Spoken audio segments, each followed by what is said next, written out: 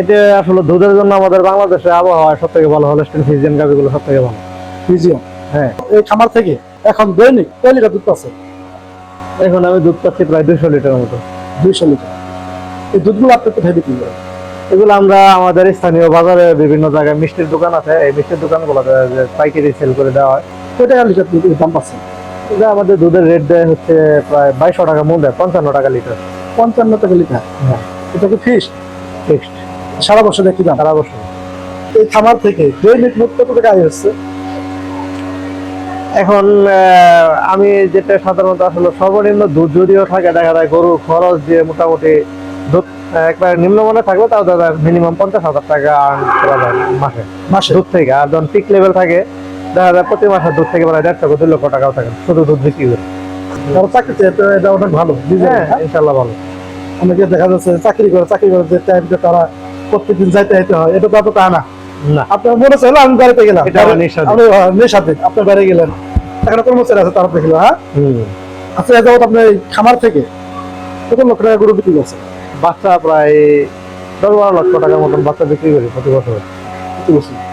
আচ্ছা, আমরা 25টি গাভী দেখতে পারলাম, কিন্তু সার গরু একটা দেখতে পারলাম না। কারণ সার আমরা আসলে ওইভাবে বড় করে রাখি না। আমাদের ফার্ম থেকে যে সারগুলো উৎপাদন হয় সাধারণত আমরা সারগুলা 6 মাস 7 মাস বয়স হলে সেল করে দিই। 6 থেকে 7 মাস? হ্যাঁ। কেন আপনি লালন পালন করতে পারেন না সেগুলো? এটা দেখা যায় বড় হলে পেছনে কষ্টটা বেশি করে দেয়, ছোট থাকলে বেশ মোটামুটি এর থেকে ভালো একটা প্রফিট পাওয়া যায়। আচ্ছা, আপনার 25টি গাভী এখন দৈনিক কত টাকা দানাদার খাবার খাচ্ছে সব লোকে? প্রতিদিন 4,500 থেকে 5,000 টাকা মনে হয় এদের পেছনে খরচ আছে। দানাদার কি সব খাদ্য মিলে? হ্যাঁ, সব মিলে। সবগুলো মিলে।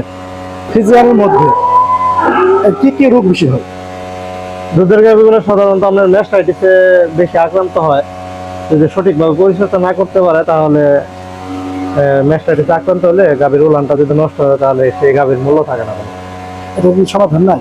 হ্যাঁ, অবশ্যই আছে সমাধান। বলতে এটার সমাধান হচ্ছে সব থেকে পরিচর্যাটা, পরিষ্কার পরিচ্ছন্নতা যেটা সব থেকে গুরুত্বপূর্ণ যে বিষয়টা সেটা। আচ্ছা, আপনি তো একটা থেকে শুরু করেছেন। হ্যাঁ, একটা থেকে শুরু করেছে। অনেকে চাচ্ছে যে আমরা 4-5টা বা 6টা দিয়ে শুরু করবো। যদি অভিজ্ঞতা 5টা 6টা না আরো বেশি দিয়ে শুরু করতে পারে। যদি অভিজ্ঞতা নাই, অভিজ্ঞতা না থাকলে আমি মনে করি একবার এতগুলো গাভীটা শুরু না করাটাই সব থেকে বেটার।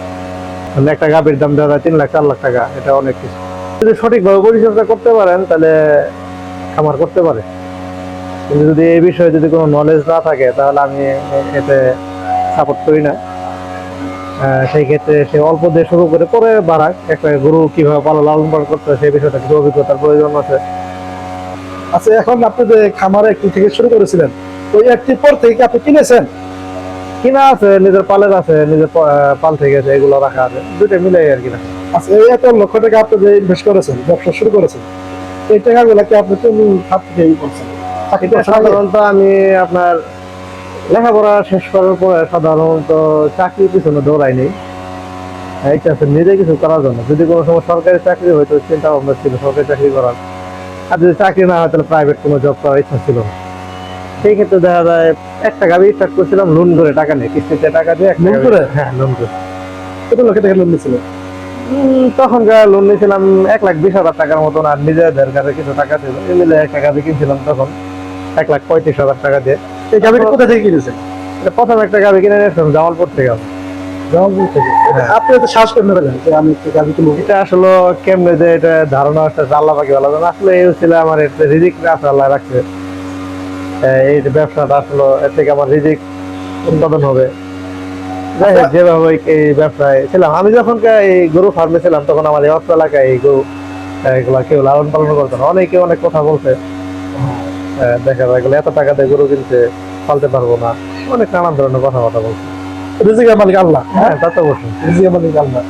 এখন আসলে দর্শকদেরকে বলার উদ্দেশ্য হচ্ছে লেখাপড়া করলে যে চাকরি করতে হবে এমন না, নিজে উদ্যোক্তা হলে সব থেকে বেশি ভালো। উদ্যোক্তা হয়ে যদি কেউ কিছু করতে পারে এটা সব থেকে ভালো।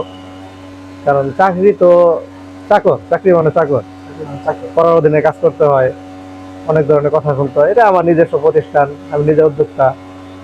এই ক্ষেত্রে দেখা যায় আমাকে বলারও কেউ কিছু নাই। আমার মন স্বাধীন, আমি ইনশাল্লাহ সামনের দিকে আগাই যেতেছি। সেই ক্ষেত্রে আমি বলবো কেউ যদি লেখাপড়া করে চাকরির পিছনে না ধরে নিজে কিছু করার চেষ্টা করার জন্য। সম্মানিত দর্শক বন্ধুরা, আমরা ভাইয়ের কাছ থেকে মূল্যবান কিছু কথা জানতে পারলাম। আপনারা যদি কেউ খামার করতে চান, অল্প থেকে শুরু করুন, অভিজ্ঞতা হোক, তারপর আপনি বড় সড়ো শুরু করবেন। আমাদের এই ভিডিওটি ভালো হলে অবশ্যই সাবস্ক্রাইব করে পাশে থাকবেন। ধন্যবাদ। আসসালামু আলাইকুম ওয়া রাহমাতুল্লাহি ওয়া বারাকাতুহু।